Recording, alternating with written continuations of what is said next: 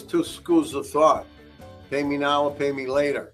The reason why people have it done, even if it's not leaking, is because it's like having a window open.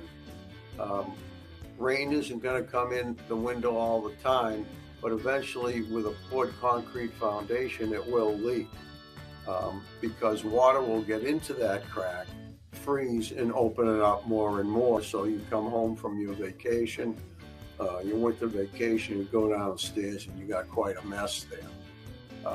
Other reasons why people have it done is because it's a great place for termites to come up. They come right up a nice dark place like that, and then they can cause problems. Third reason why people have it done is because they're selling a house.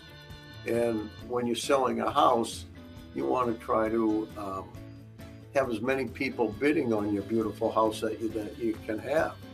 You're going to have some people that will come in and they'll see that crack and they'll think the house is falling down, and they'll run out. So you get it done. There's a warranty that's done. It's not a big deal to have it done. It's done usually all from the inside. And then as people come through, or their realtor comes through with them, or don't forget Uncle Joe, he can ruin the deal too.